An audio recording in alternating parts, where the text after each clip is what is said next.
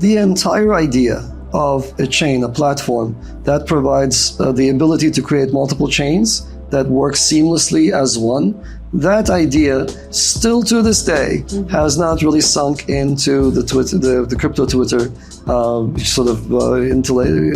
intelligentsia. So people keep talking about all these like shiny cryptographic protocols, these things that are supposed to come in and allow Ethereum to scale, which still is having issues and so on. So meanwhile, we've been very steady with our vision, and it was always the same simple mantra, which is, hey everyone, welcome to Talking Tokens, a podcast focused on interviewing the best crypto founders, market players, and up-and-coming startups that are changing the industry every single Tuesday and Thursday. I'm Jacquelyn, your award-nominated host and former senior crypto reporter turned entrepreneur, and I'm excited to be here with you all. Now, let's get into it. Hello, today we are airing a very special episode that I recorded while I was in Buenos Aires in Argentina for the Avalanche Summit. I sat down with Ava Labs co-founder and CEO Emin Gün Sirer. We talk about a lot of different things, including Off The Grid's recent success, Avalanche9000, how the summit's going, and more. Hope you guys enjoy it, and sorry about the angle of the camera. Hello and welcome to the Avalanche quarterly webinar. This week we are actually doing it in person in Buenos Aires at the Avalanche Summit. I've got Emin Gün Sirer here. He is the co-founder of Ava Labs and honestly one of the faces behind all of this. I'm super excited to sit down with him and talk more about what has transpired in the past quarter. There has been a ton of developments between Off The Grid, Avalanche9000, a bunch of L1 chains launching, and there's just so much we could talk about today. So Emin, great to be here with you. Great to be here as well. Yeah, to start off, I want to discuss Off The Grid. If you're at the conference, you have seen that there is a whole booth in the back with a bunch of games set up. There is a lot of attention on it, both here at the conference and outside of the conference. What is your take on it? Off The Grid was a huge moment in blockchain gaming. This is the time when blockchains break through out of our closed small universe into mainstream. This, with Off The Grid, we showed the world how blockchain gaming ought to be done. Game first, tokens last.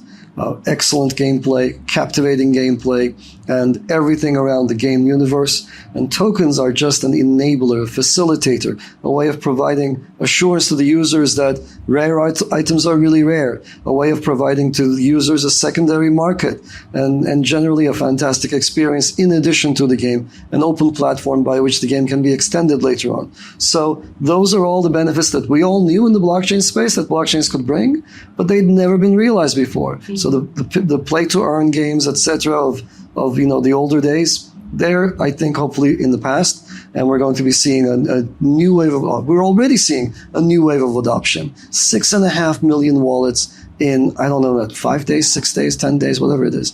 Insanely many new users are being onboarded thanks to Off The Grid. It's just a fascinating game, and I think we just nailed it. Mm-hmm. When you say games first and token last, do you kind of see it as everyone should be focusing on the fact that this is a fun game to play? Obviously, that's clearly because it's so addictive, Jackie. I played this game for 25 minutes. So they invited me to Frankfurt to their game studios. I went there. I got scanned for the game. There's going to be an NPC. I'm going to be an NPC in the game when the NPCs drop. But I went there, and back then I played it for 25 minutes. Then I went home and I had dreams of the game universe. It's that addictive. I'm not even that much of a gamer. It's so addictive. Such a great game. So you think it's accessible for everyone, not just like Web3 people? Absolutely everyone. It's a fantastic game. It's Call of Duty++.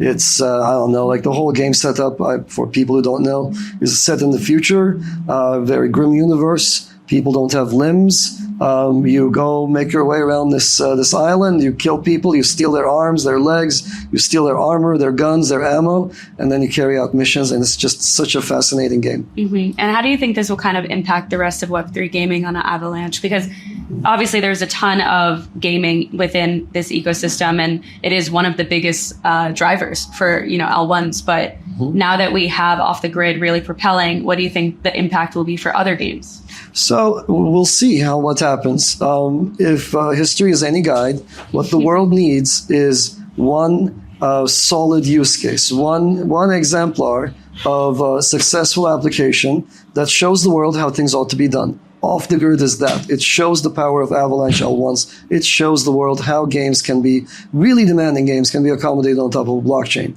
So the web studios actually already knew about this game coming up. They're already working on building their own Avalanche L1s. But those who are not clued in, I'm sure have seen what success looks like. And I'm sure they're going to take the obvious lesson here, which is Avalanche provides the right foundation for games to succeed. Mm-hmm. And I kind of want to shift gears and talk about Avalanche 9000. If you're at the event, you might have gotten the 9000 glasses. I posted them on my Twitter because I thought they were fun. They're cool. I wish it was the year 9000 because I could use it again in December. But with the network upgrade, well, how soon are we talking about this happening? So the network upgrade is going into effect in the next few weeks, into testnet in the next few weeks. We're going to see how the testnet sort of shakeout process develops. We want to make sure that any bugs, etc., are worked out in testnet form before we roll it out to mainnet. So, but we're looking at something very, very soon, hopefully in the next few weeks or next several weeks to be activated on mainnet. And what Avalanche 9000 brings to the table is an entirely new and in a much easier, much cheaper way of creating bespoke blockchains. Mm-hmm. If anybody wants to launch their own chain, this is the best way to do it because it's easy, it's frictionless, it's on your own terms, and it allows you to interconnect and cooperate with existing chains. So you can create your own network, you can create your own chain that is powered by your own token. Your tokens can be used for gas, your tokens can be used for staking, and your tokens are controlled according to your rules. Your entire network runs according to your rules. You can run your own virtual machines. So what does this mean? This means that if you are thinking of creating your own asset or having your own network, this is the simplest, easiest ways of launching it. Mm-hmm. What do you think is something that might have been overlooked or downplayed about Avalanche 9000 that really didn't get like the best coverage, or maybe people are misexplaining it? The entire idea of a chain, a platform that provides the ability to create multiple chains that work seamlessly as one. That idea, still to this day, has not really sunk into the crypto Twitter intelligentsia. So people keep talking about all these like shiny cryptographic protocols, these things that are supposed to come in and allow Ethereum to scale, which still is having issues and so on. So meanwhile, we've been very steady with our vision, and it was always the same simple mantra, which is enable people to launch their own chains according to their own rules, but then provide them the support so that those chains can, for example, tap into services offered by the Avalanche C chain or some other gaming chain or what have you. So we make that possible, and this vision is still not clear to people. People are still talking about TPS. People are still trying to create the one chain to rule them all. There will be no one chain that can rule them all. There's no single chain on earth that can be everything to everyone. So Avalanche is unique in having a multi-chain vision. And I think it's only around this year that people are beginning to understand just how powerful this new paradigm is. Why do you think there can't be one chain to rule them all? I agree with you, but I want to hear your perspective. Many different reasons. From a performance perspective, if you have a chain that's fast, well, there will be a whole bunch of demanding applications that come in. Demand is far in excess of supply here. No matter what you do, your chain will be driven to a point where the fees are competitive with other chains, just because of arbitrage. And if you are successful and demand is in excess of blockchain space, the fees have to go up parabolically. Either that, or you have chain failures. It's one or the two. So these are just based on physics. This is like inviolable facts of life. So that's the performance argument. There's no single chain that can absorb all of that growth. Second is a legal jurisdictional argument, which is already we're seeing this. Ethereum block production is heavily regulated already, and every chain will end up having regulations that pertain to how it operates.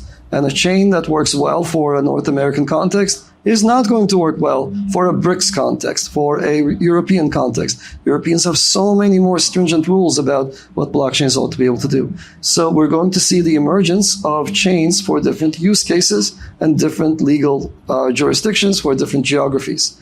And Avalanche makes this all very, very possible.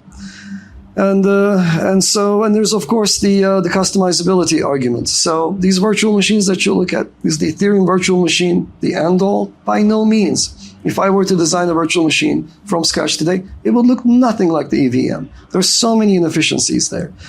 Is the Solana virtual machine? No, it's using bytecode from like 1987. It's using like packet filters and so on. Like these are obsolete technologies.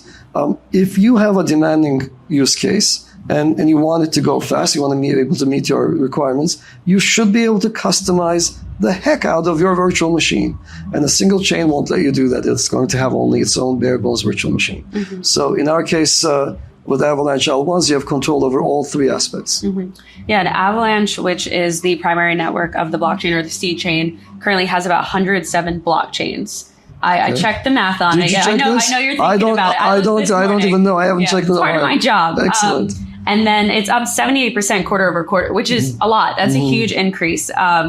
What do you think is really driving that? Do you think it's a combination of the things we've just talked about or something else that might be like a really motivating force? It's these three things that we talked about. Some of them are high performance chains. They need performance. Some of them, quite a few of them, are chains where someone wants to be in control of what happens to the assets throughout their life cycle.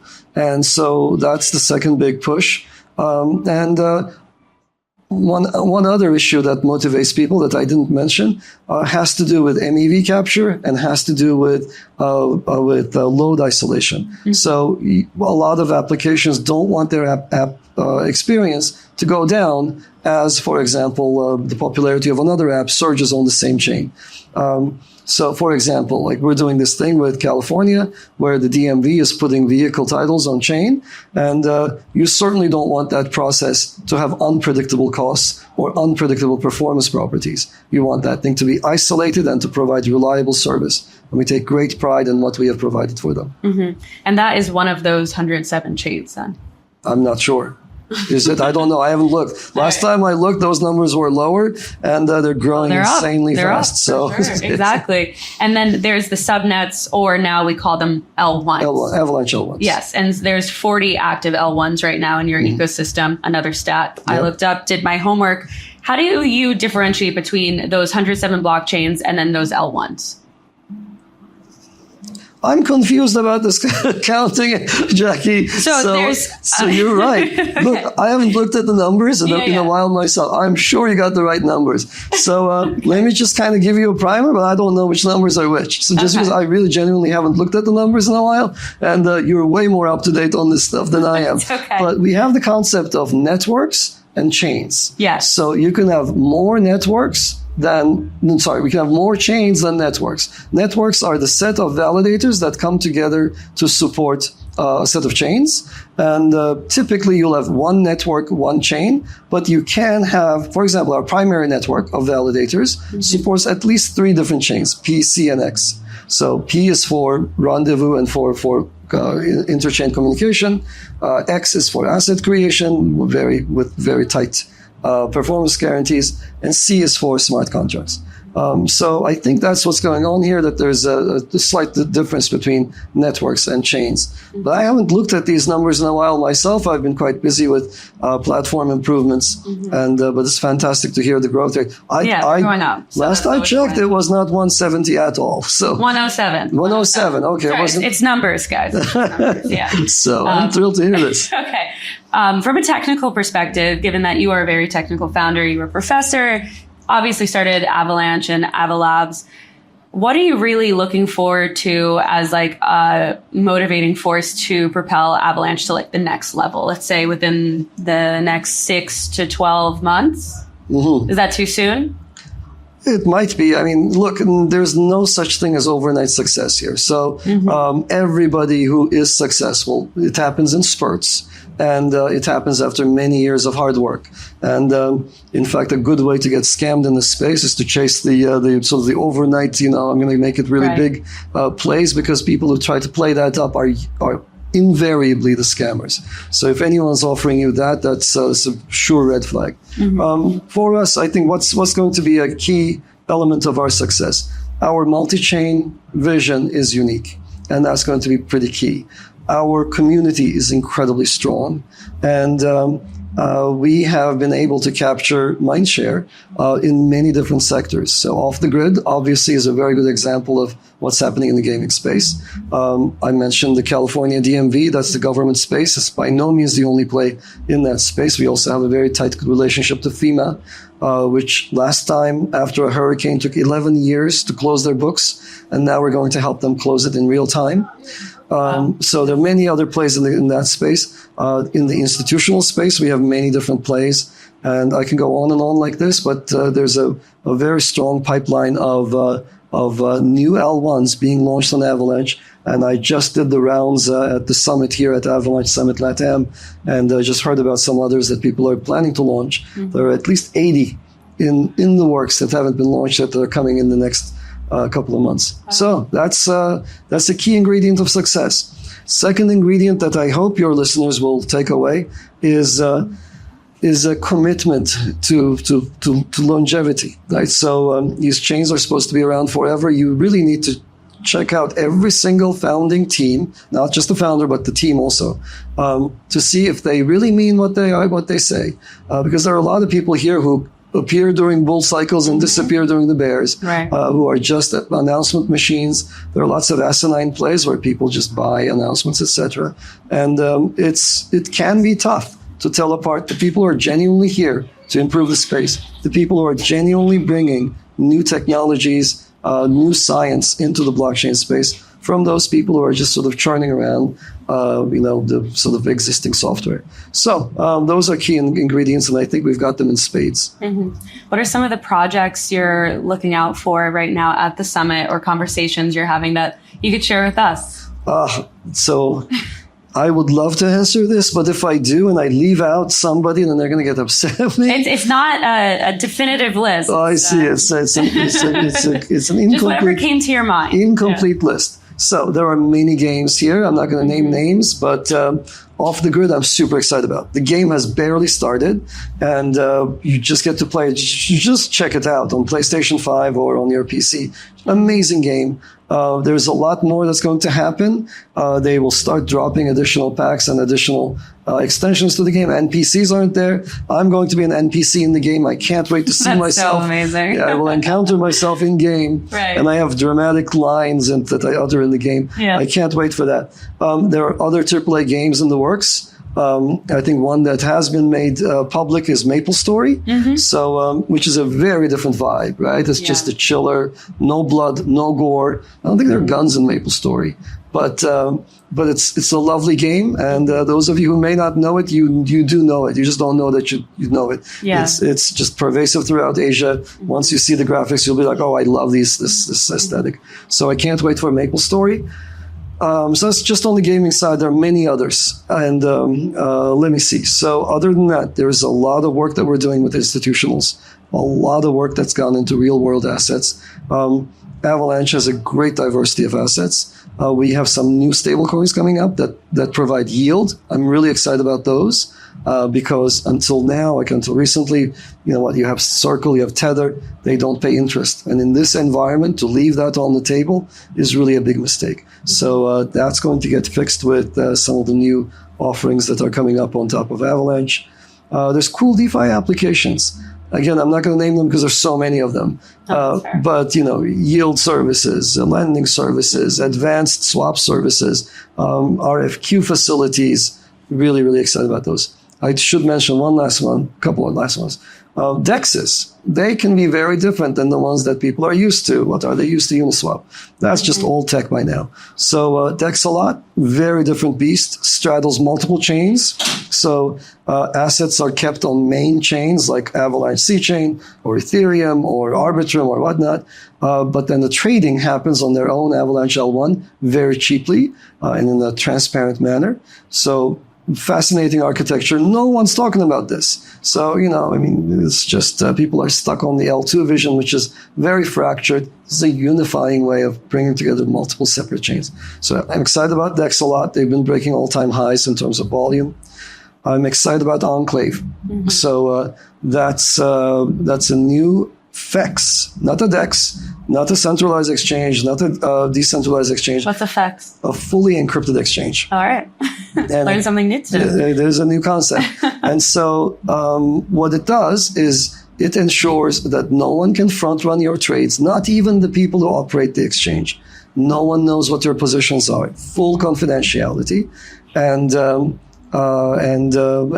what did I say? And non-custodial. And even the custodian cannot repurpose or run away with your assets. So that is a level of assurance no one can give you, not even the guys on Wall Street. Like when you trade equities, when people trade equities, the people who operate the exchange, they know who's trading what. That information does leak every now and then. There have been scandals involving information leakage. So that cannot happen by construction. This is brand new tech, far beyond anything else in the world, actually. So I'm really excited about Enclave.market. And I can go on like this, but I'm going to put the period there. But No, these are things fresh on my mind. I think also eliminating human error on that front just really opens up the doors for like letting technology run and making sure it runs smoothly and perfectly. And so, like you said, there isn't like any mischievous or inappropriate behavior where people do get front run. But I digress on that as well. I was actually at the last two Avalanche Summits, and obviously they were in Barcelona. This one is in Buenos Aires. What do you think is really the biggest differences between the last two and where we are today? Great question. So I'm still trying to figure out the answers, right? So it's new for me. This is only day 2 for us. And I came here with a little bit of trepidation. I hadn't been to Argentina before. I did not know what to expect. We were not the strongest in Argentina. And so I was kind of anxious about what we would find here. I found here an insanely vibrant community. Argentinians understand digital assets in a way that's unparalleled in most places on earth. They're just particular history, the high inflation environment has made them very attuned to the benefits of digital assets. Also, it's technically very advanced. There are lots and lots of exciting conversations that I was a part of earlier yesterday. So fantastic developer community, fantastic set of developers, lots and lots of exciting new ideas. So it's smaller compared to Barcelona. Barcelona was, I think, around 3,000 to 4,000 people when we last held our summit there. And this is smaller than that. And it is much harder to get to, but insanely rewarding. So the vibes also are immaculate. So I was also worried about that, but it's been so much fun. Yeah, maybe I should bring the camera around after. Yeah, we should do a vibe check. Exactly. I was also talking about this at a dinner last night with some people from Ava Labs that it really feels like the people at this conference compared to other ones is very local and or ingrained in like fixing what's going on in Latin America, opposed to sometimes when I fly out for like conferences in Europe and Asia, it's like meeting up with the same 20 to 50 people just in a different city. You know what I mean? Yeah. And so I feel like there's a lot of value to be had there in fixing local economies. And by having the conferences there, you're doing something about it, opposed to just like, raising hell, creating a tornado, and then leaving the city, not actually changing it. Yes, I have certainly been part of that culture, which is a whole lot of crypto people going from we're all guilty of it. fantastic location to fantastic location, and all of us talking to each other. And I hope that I think we did something like in general when we did the Avalanche launch. We ended up bringing a new set of people into crypto, not the same set of people that were like the seasoned veterans, so to speak, the people who'd been around who kept regurgitating the same stuff. We brought fresh blood, new blood. Blood with a new sensibility, with people who are really out to solve things as opposed to regurgitate the same problems, make each other feel important without solving the fundamental issues at stake. So, I think it's just a different culture with Avalanche here, and it's been great. How would you compare the Latin American region to the other ones globally, Europe, Asia, Africa? I feel like here, stablecoins and payments is a really big theme, as well as Africa, but maybe perhaps compared to Europe and Asia, what are like the major differences you're noticing? So there's a vibrancy here that you don't find in Europe, right? Europe is, it's just fair different, to say it's different. People are comfortable there and things move at a certain pace, things move very fast over here. So people here are really out to build stuff, and they're really eager and can't wait to get going. So that's number one. Number two, the entrenched interests here seem a lot more accepting of new technologies, and it seems a lot easier to make inroads. And so we're finding ourselves quite able to talk to people at very high capacities fairly easily, and thrilled about that. That is not always possible. That nimbleness, I hope, will translate to regulatory clarity over here, and it's much more likely to happen here than the processes that we've seen elsewhere. And I can't wait to see this continent benefit from the benefits of blockchains. Mm-hmm. They have suffered from lack of capitalization, lack of access to capital markets, lack of connectivity. It is a remote region of the world. And but in this day and age, there's absolutely no reason for any of that, and blockchains fix all those issues. Mm-hmm. We've talked a bit about gaming, we've talked about payments and stablecoins, and you briefly touched on institutional adoption. Avalanche has had a lot of developments on that front. Where do you kind of see that going in the near term, and how else can we expect it to grow? If you could give us something. Okay, well, I will try and look. The main way in which institutionals are going to grow is with bespoke chains that bring together interested parties, and so there will be assets that people are excited about. There will be use cases that people are excited about, and they will want to have their own chains that operate according to their own rules, because these institutions are under very strict restrictions. By law, they cannot engage in certain activities. Very simple case in point, an American institution can never trade with a North Korean individual. You just can't have them on the same chain. Probably for the best. It's probably for the best. But regardless of what we think, regardless of my own opinions, which are in line with the law there, it doesn't matter what we think. The law says you cannot do this. So any kind of a chain that starts from the assumption that there will be a single chain to rule them all is dead in the water. These are generation 2 chains, Ethereum, Solanas, Suis, and so forth of the world. There's single chain, multiple assets. Fine, that's great. That's better than Bitcoin. But it's just a single chain. And you can't accommodate the world on a single chain. Mm-hmm. So that's, I think, the big selling point for institutions. And that's, I think, where we're going to see the most motion. And what do institutions really want more of now that they can't get in like traditional financial products and services? Seamless integration, easy reconciliation. They also want privacy, and so that's an exciting and interesting development. And they would like the benefits of open platforms are becoming more and more clear to them, that they don't want to bury themselves into a technology that is a dead end, mm-hmm. and they see the benefits of blockchains and openness. Mm-hmm. You also, we talked about interoperability and going multi-chain and how that's such an important aspect to really getting a broader reach and like growing exactly what you're talking about in the DeFi sector, and then for institutional aspects as well. But how do you kind of want Avalanche to expand that further, maybe beyond the Avalanche ecosystem? Would you want to collaborate with other chains? Sure, we've always been super collaborative with others. As you know, we started out, mm-hmm. when we started out, the word layer 2 wasn't even a phrase that anybody kind of took to heart. In fact, we built the first EVM outside the EVM. So we're one of the OGs in this space. We've always played incredibly well with Ethereum. Mm-hmm. I don't take selfies with Vitalik. And in fact, when we meet, we have a promise not to take selfies. It's just gauche to do that. Like we're not in that social game. Instead, we're in the game of building a community for everyone and expanding that community by bringing new people and new use cases. So with Ethereum, we play incredibly well. Solana is a contemporary of ours. And, I respect their technical approach, very different from us. And they should be pushing the single chain as fast as possible. That's great to see. We have bridges to Bitcoin. Bitcoin is the granddaddy of them all. And you can bring Bitcoin onto Avalanche and use it as collateral very, very easily on your own using the core wallet.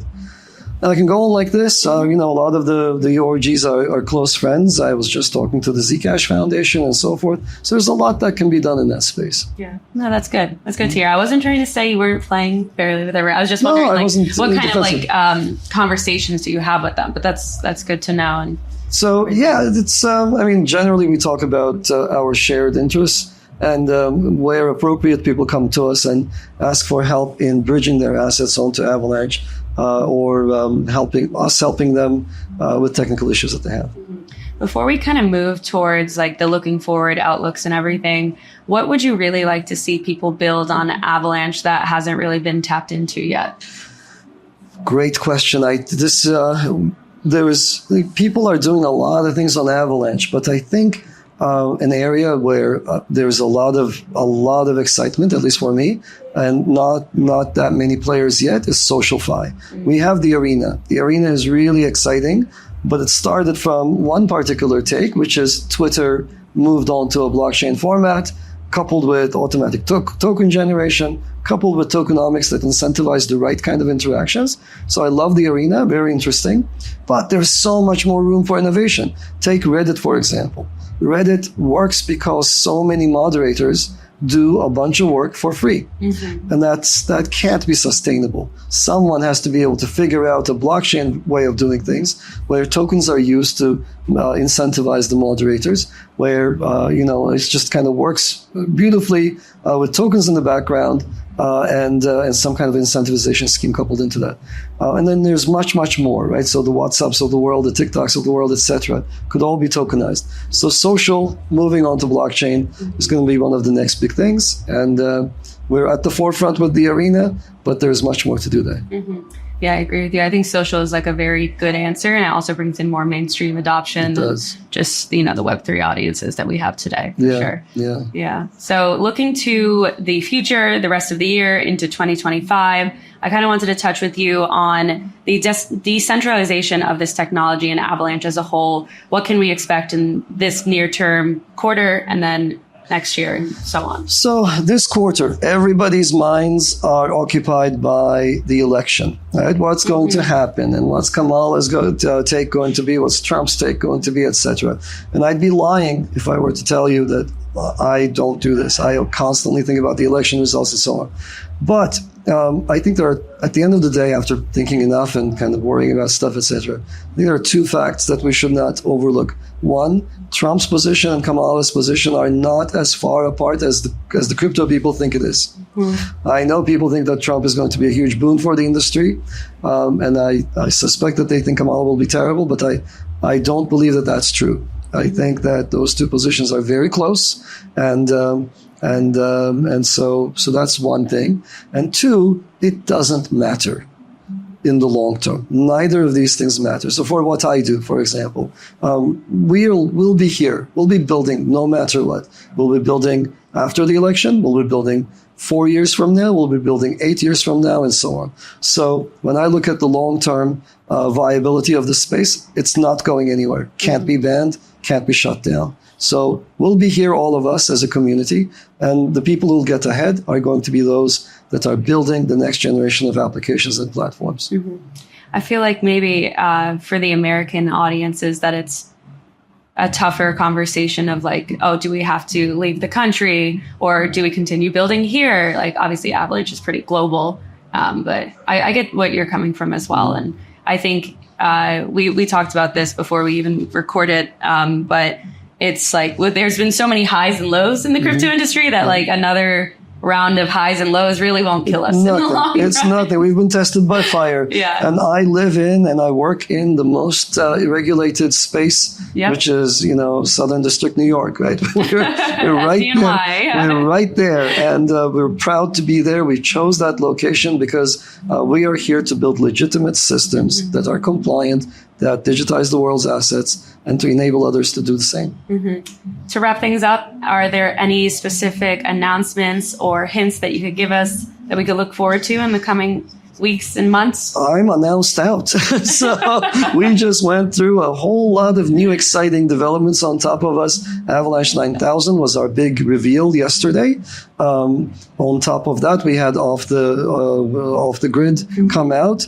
I think I dropped some alpha involving MapleStory, which is coming out soon. I'm really, really excited about that. There's so much more to come on top of the Avalanche universe. If people are excited, keep in touch. Come to the next summit. We're going to be having regional summits. The next one's coming up soon. And we're going to be having multiple of these per year, not just one. And so come and be part of the community. There's so much to build. And is there any piece of advice you could leave for the Avalanche audience? The Avalanche audience, sure. My big advice for anybody building in this space is to build for a global audience. So we are here having regional summits. We'll be holding these around the world. There can sometimes be a tendency for people, especially young entrepreneurs, to build for their own ecosystem, for their portion of the world. But I think what blockchain is really allow us to do is to build these things for an incredibly wide audience and to connect them together. So build new DeFi tools that operate and work for everyone. Sure, you should be able to, and you should think about launching your L1s for your use cases, but find ways to connect them to the rest of the system as well. And that's how you build these network effects that create fantastic new ideas. Yeah, that's great advice. Emin, thank you for taking the time today. And I'm so glad we were able to do this in person at the summit. Thank you so much, Jackie. Always fun to talk to you.